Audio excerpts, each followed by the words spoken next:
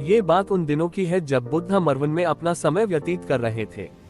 इस समय तक बुद्धि की प्रसिद्धि दूर दूर तक फैल चुकी थी। बहुत दूर दूर से लोग अपनी चिंताओं और परेशानियों का समाधान खोजने के पास आते थे। ऐसे ही एक दिन जब बुद्ध मरवन में अपने शिष्यों को प्रवचन दे रहे थे तो एक अधेड़ उम्र का व्यक्ति अपने 2021 वर्ष के पुत्र को अपने साथ लिए बुद्धि की तरफ चला आ रहा था। जब ये प्रवचन स्थल के पास पहुंच गए तो एक नजर उन पर डाली और इशारे से बैठने के लिए कहा। जब प्रवचन समाप्त हो गया और सभी लोग वहां से चले गए तो बुद्ध ने उस व्यक्ति को अपने पास बुलाया और बैठने के लिए कहा। वहां चारों तरफ हरियाली छाई हुई थी। मौसम बहुत सुहाना था और तरह तरह के पक्षियों की आवाजें गूंज रही थी। ऐसा नजारा देखकर उस व्यक्ति को अंदर से असीम शांति महसूस हो रही थी। इसके बाद बुद्ध ने उस व्यक्ति से आने का कारण पूछा तो इस पर व्यक्ति ने कहा, ये तथागत, मैं 2 दिन की लंबी यात्रा करके अपने पुत्र को आपसे मिलवाने लाया हूँ। ये मेरा इकलौता पुत्र है और ये हर समय थका थका रहता है।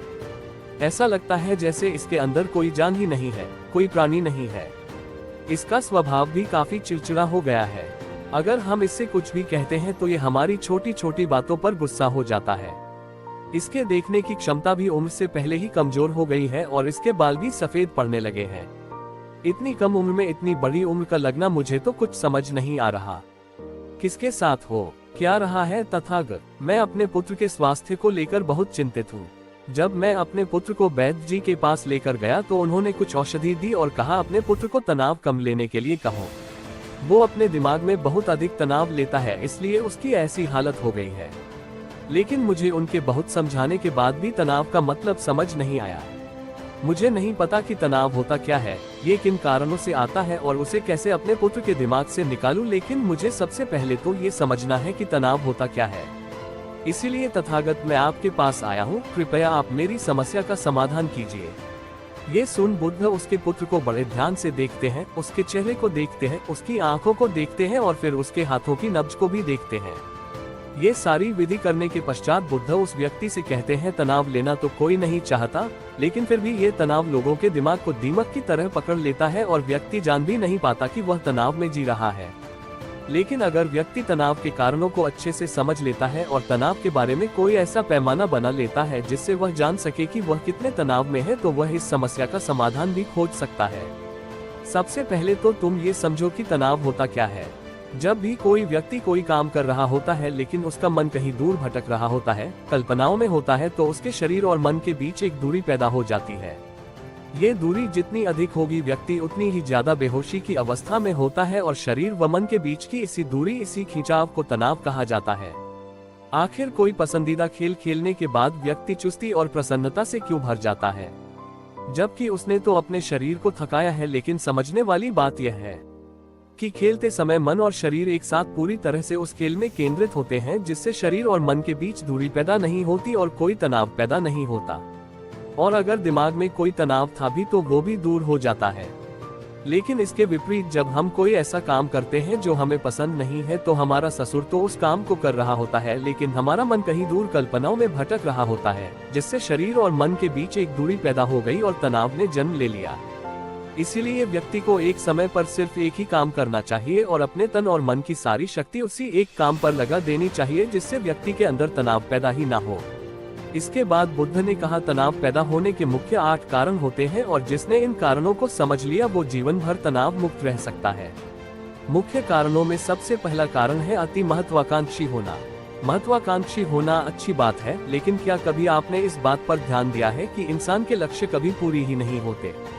उसका एक लक्ष्य पूरा हुआ नहीं कि वह दूसरे की तरफ भागने लगता है, दूसरा पूरा हुआ तो तीसरे की तरफ, और इस तरीके से वो अपने लक्ष्यों को पाने के लिए जिंदगी भर गोल गोल घूमता रहता है। इसीलिए जो व्यक्ति अति महत्वाकांक्षी होता है, जिसने बड़े बड़े लक्ष्य बनाए होते हैं, वह वर्तमान में कभी रह नहीं पाता। उसका मन सदैव भविष्य की योजनाएं बनाने में ही व्यस्त रहता है। उसका शरीर तो वर्तमान में रहता है लेकिन भविष्य में ही रहता है, जिससे मन और शरीर के बीच दूरी पैदा हो जाती है और वह तनाव भरी जिंदगी जीने लगता है। बुद्ध के मुंह से यह बात सुन उस लड़के ने कहा, बुद्ध, तो फिर इसका मतलब है कि हमें लक्ष्य नहीं बनानी चाहिए, क्योंकि लक्ष्य बनाना भी तो महत्वाकांक्षा ही है। इस पर बुद्ध ने कहा, जीवन में लक्ष्य बनाना कोई गलत बात नहीं है, लेकिन समस्या तब उत्पन्न होती है जब वो अपना पूरा ध्यान उस लक्ष्य से मिलने वाले परिणाम पर ही लगा देते हैं और उसके परिणाम की चिंता करते रहते हैं।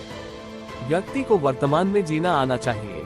आप लक्ष्य बनाइए और उस लक्ष्य की प्राप्ति के लिए कड़ी मेहनत करिए, लेकिन साथ ही साथ आपको इस बात का भी ज्ञान होना चाहिए कि आप अभी वर्तमान में जी रहे हैं और वर्तमान ही सत्य है। बुद्ध ने आगे कहा, तनाव का दूसरा सबसे बड़ा कारण है ईर्ष्या। जब व्यक्ति ईर्ष्या और जलन से भर जाता है तो उसका मन अंदर से सड़ने लगता है। ईर्ष्या एक आंतरिक घाव है। आंतरिक घाव यानी मन का घाव व्यक्ति के शरीर का घाव तो भर सकता है, लेकिन मन का घाव कभी नहीं भर सकता। इसीलिए व्यक्ति को दूसरे की खुशी और तरक्की से कभी ईर्ष्या नहीं करनी चाहिए, क्योंकि तनाव का कारण है। इसके बाद बुद्ध ने तनाव का अगला कारण बताते हुए कहा कि आरुषि पूर्ण काम करने से भी मन में तनाव पैदा होता है।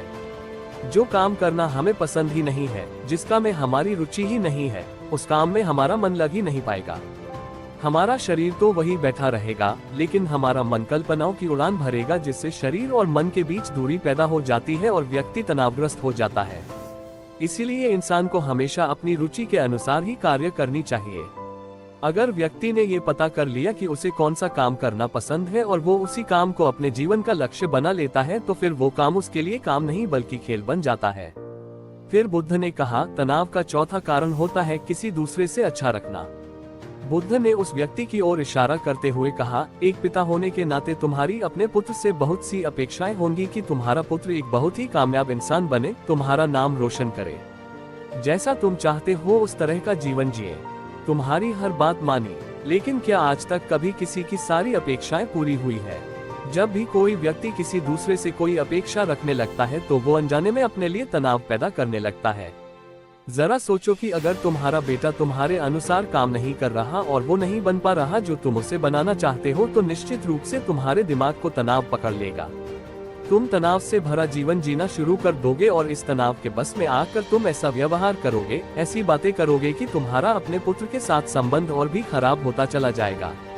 इसीलिए व्यक्ति को जितना हो सके उतनी कम अपेक्षाएं दूसरों से रखनी चाहिए, और अगर पूरी तरह से तनाव मुक्त रहना है तो दूसरों से अपेक्षा रखना ही बंद कर दो। इसके बाद बुद्ध ने कहा कि शारीरिक कष्ट भी इंसान के तनाव का एक कारण होता है। जब व्यक्ति किसी शारीरिक पीड़ा से गुजर रहा होता है तो उसका पूरा ध्यान बस अपने उस शारीरिक दर्द पर होता है और वो पूरे दिन बस उसी के बारे में सोचता रहता है, जिससे उसका मन दुख के विचारों से भर जाता है और ऐसी स्थिति में व्यक्ति तनावग्रस्त रहने लगता है। ये सुन उस व्यक्ति ने कहा कि हे बुद्ध, शारीरिक दुख तो किसी भी व्यक्ति को हो सकता है, तो फिर क्या हुआ? व्यक्ति जीवन भर तनाव में ही जिएगा? इसका जवाब देते हुए बुद्ध ने कहा कि इंसान को ये बात समझनी चाहिए कि हमारा जीवन दुखों का आधार है। जैसे जैसे हमारा जीवन आगे बढ़ता है, इसमें दुख आते हैं, बीमारियां आती है और फिर अंत में मृत्यु भी आती है। तो बीमारियां इंसान के जीवन का अभिन्न अंग है, कोई इनसे बच नहीं सकता। बस किसी किसी के जीवन में ये समय से पहले आ जाती है तो किसी के बाद में पढ़ाती सबको है। जब इंसान का मन इस बात को अच्छे से समझ लेगा तो फिर वह अपनी बीमारी के बारे में सोचकर ज्यादा तनाव नहीं लेगा, क्योंकि यह हमारे जीवन का अभिन्न हिस्सा है और इसके लिए व्यक्ति को शारीरिक रूप से भी अभ्यास करते रहना चाहिए। अपने जीवन में व्यायाम और स्वस्थ जीवन शैली को भी जगह देनी चाहिए, ताकि उसका शरीर लंबे समय तक निरोगी रहकर सही से काम कर सके। तनाव का अगला कारण होता है अपनी योजनाओं को समझने के लिए समय न देना। कुछ लोगों के दिमाग में कोई विचार आया नहीं है कि वो बिना सोचे समझे उस पर काम करना शुरू कर देते हैं, और जब उस काम में उन्हें असफलता मिलती है तो वह तनाव से भर जाते हैं, क्योंकि उन्होंने उस काम को शुरू करने से पहले उसके बारे में पूरी जानकारी इकट्ठा नहीं की थी। इंसान को कोई भी काम शुरू करने से पहले उसके अच्छे और बुरे परिणामों के बारे में ठीक से सोच विचार कर लेना चाहिए। इंसान को इस बारे में भी सोच लेना चाहिए कि अगर ये योजना सफल नहीं हुई तो फिर इसके बाद मैं क्या करूँगा। इसलिए व्यक्ति को अपनी योजनाओं को ठीक से समझने के लिए पूरा समय देना चाहिए, ताकि बाद में उस योजना की वजह से तनाव पैदा ना हो। तनाव का सातवां सबसे बड़ा कारण होता है टालमटोल करना, आज के काम को कल पर टालना। आप लोगों ने ये कहावत तो सुनी होगी कि आलसी इंसान के शरीर का सबसे बड़ा शत्रु है। इंसान आलस्य की वजह से आज के काम को कल के लिए टाल देता है और फिर काम को टालना उसकी आदत बन जाती है। काम को कल पर टालने वाले व्यक्ति का काम कभी भी समय पर पूरा नहीं हो पाता, और अगर किसी तरह से पूरा हो भी जाता है तो वह उतना अच्छा नहीं हो पाता जितना अच्छा उसे किया जा सकता था, और फिर यह बात व्यक्ति के अंदर तनाव पैदा करती है। लेकिन काम को टालना या काम को एकदम अंत समय पर करना एक आदत है। इसीलिए व्यक्ति ना चाहते हुए भी बार बार अपनी इस आदत का शिकार बन जाता है और काम को टालता रहता है, और फिर जब काम की समय सीमा पास आ जाती है तो वह तनाव से भरकर काम को पूरा करने का प्रयास करता है। इसीलिए तनाव मुक्त रहने के लिए व्यक्ति को काम को टालने की आदत छोड़नी पड़ेगी, और ये तभी संभव है जब व्यक्ति काम को समय से पहले खत्म करने का निश्चय करे। सबसे आखिरी और सबसे प्रमुख कारण जो तनाव का होता है वो है ज्यादा सोचना। लगातार सोचते रहना भी एक बीमारी है, और यह उस व्यक्ति में सबसे ज्यादा पाई जाती है जो कपोल कल्पनाएं करता है, जो अतीत की घटनाओं और भविष्य की बातों के बारे में सोचता रहता है, जो बेवजह के अनुमान लगाता रहता है। इसीलिए व्यक्ति को ज्यादा सोचने की आदत पर लगाम लगाना चाहिए। इसके लिए जितना हो सके खुद को काम में व्यस्त रखना चाहिए और हर दिन ध्यान का अभ्यास करने को अपने जीवन का हिस्सा बना लेना चाहिए।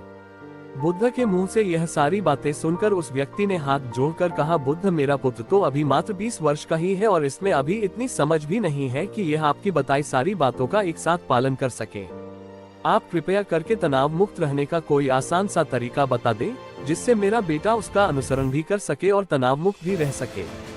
उस व्यक्ति की यह प्रार्थना सुन बुद्धि ने कुछ सोचते हुए जवाब दिया, अगर तुम इतनी सारी बातों का पालन नहीं कर सकते तो इसके लिए एक बहुत ही आसान विधि है। तुम एक बार में एक काम को करने पर ध्यान लगाओ भी काम कर रहे हो, उस समय पर सिर्फ उसी काम को करो, सिर्फ उस पर ही अपना पूरा ध्यान लगाओ, और अगर तुम्हारा मन इधर उधर भटक जाता है तो जैसे ही तुम्हें याद आए उसे वापस फिर उसी काम में लगा दो। ये सबसे आसान और अच्छा तरीका है तनाव मुक्त रहने का।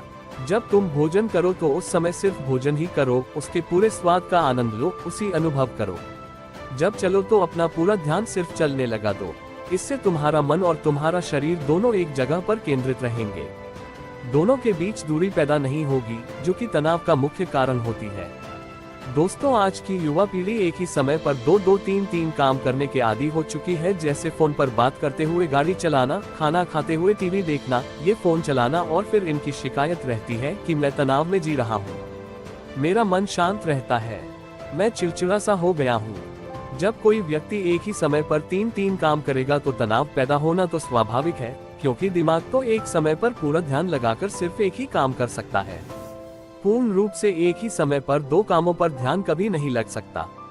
इसीलिए जहां तक संभव हो सके एक समय पर सिर्फ एक ही काम करने का प्रयास करें, वो भी पूरे ध्यान के साथ। दोस्तों, आशा करता हूं कि आपको इस स्टोरी से काफी कुछ सीखने को मिला होगा। धन्यवाद।